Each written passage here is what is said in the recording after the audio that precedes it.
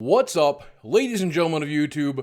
Boogie2988 coming at you live once again through the power of the internet. And tonight I want to talk to you a little bit about the expansion for a game not a lot of people are playing right now, Baldur's Gate Enhanced Edition. Now, the original Baldur's Gate, which was released in the mid-90s, has gotten a Enhanced Edition, which is basically just a remake of that game. And the company that did that, Beamdog, has created an expansion to that game, and it's created quite a bit of controversy. Now, as always, I really do want to try to approach this topic impartially, but that is very difficult because this is a topic I feel very strongly about. The controversy seems to span from some very progressive writing for the expansion. There is a transsexual character who's fairly open about their transsexual nature. There's a gay character who could end up hitting on your main character.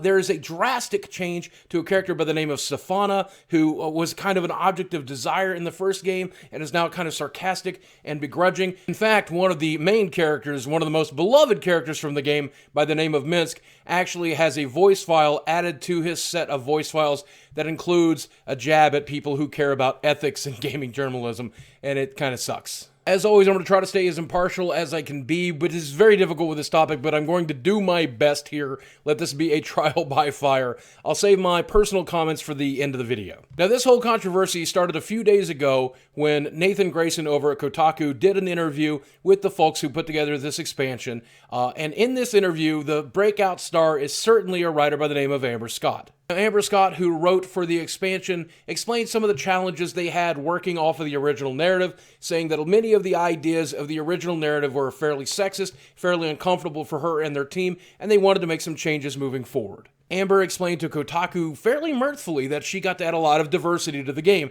An openly transsexual character, an openly homosexual character, a bisexual character, even a monster you can play if you want to be the bad guy. Now, unfortunately, in that interview, she came across as a little bit antagonistic, saying things along the lines of the upgrades that she had made to the character Safana were better, and if people didn't like that, that was just too bad.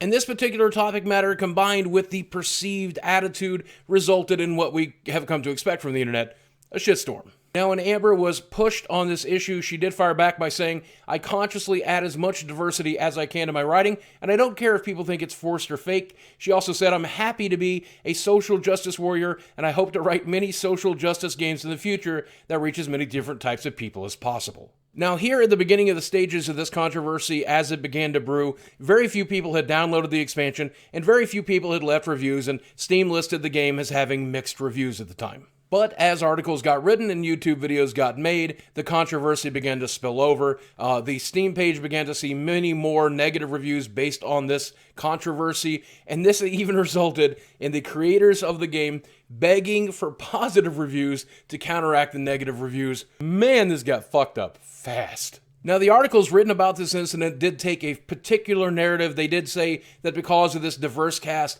or the transsexual character that was added to the game, this resulted in the backlash, while other people felt differently. Many people said that they did not mind diverse characters being added to the game, but that it felt hackneyed and forced, and that it kind of destroyed their enjoyment of the game, not because of the subject matter, but because of how it was written. One of the negative reviews on Steam had this to say: "I would like to start out by saying I don't hate gays or transsexuals in any way. What I do care about is when this is shoved down my throat and I'm forced to mingle with it instead of letting me discover it for myself.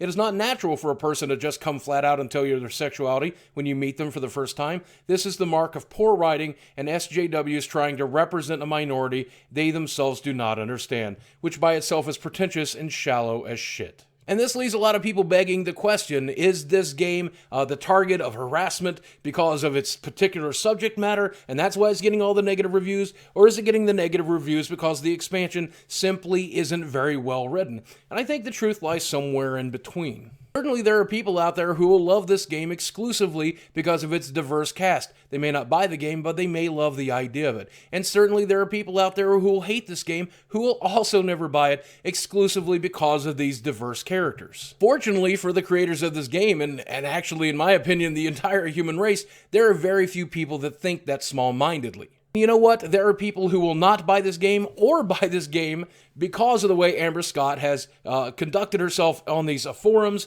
during that interview and on Twitter. And you know what? That's entirely their prerogative. I will not fault them for that, whether they're buying or boycotting. That's up to them. What I will say is I think it's perfectly okay to not want to play this game based on this information. If you don't want a transsexual character or a homosexual character or a bisexual character in a game you play, then you have the prerogative to not play that game. And while many people might find this controversial, I think you're within your right to leave a negative review for that game so that you can warn like-minded people, whether they be bigots or not, that this content is inside the game. And while I have not played this game myself and cannot say for certain, in the case that a game is heavy-handed or forced or hackneyed or suffers from sloppy writing and shoves this stuff down your throat, then I think it's doubly okay for you to write that negative review. However, I also think that if a game includes this particular subject matter, it is not hackneyed, is not heavy-handed, and actually introduces it in a slight way, when the agenda isn't bigger than the game itself,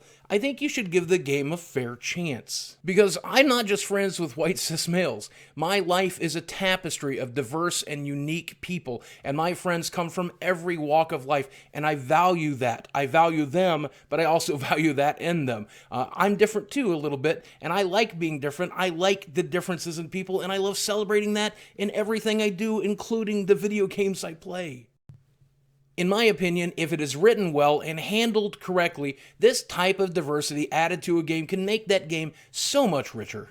In my personal opinion, the perfect approach to this is the game Borderlands 2, and while the pre-sequel does approach it very heavy-handedly, Anthony Birch in Borderlands 2 does a wonderful job of approaching these topics very subtly, which allows just about anybody to enjoy them.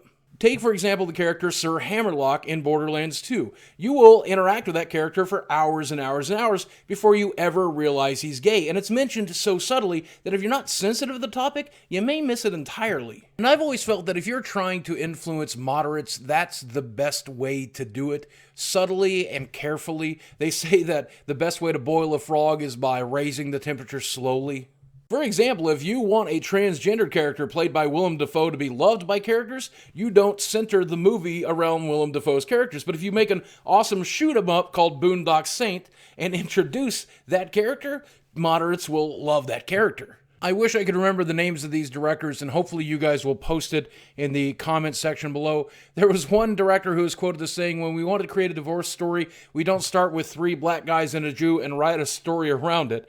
There's yet another director, I believe this may even be Joss Whedon, who said that you start with a good story and add diverse characters to it, not the other way around. And look, I'm willing to admit that just like books and movies and music and everything else, there are people in gaming who are pretty adverse to this stuff being added to gaming. And they especially don't like it when it's heavy-handed, hackneyed, or shoved down their throats. The harder we do that, the harder we push that agenda on people, the harder they push back. But when we focus on making great games with subtle changes and subtly approaching these topics and treating them with the reverence that they deserve, that's when we get it right, and that's when we change minds. And I think that's what we all want to do here. I think we want to change the world for the better.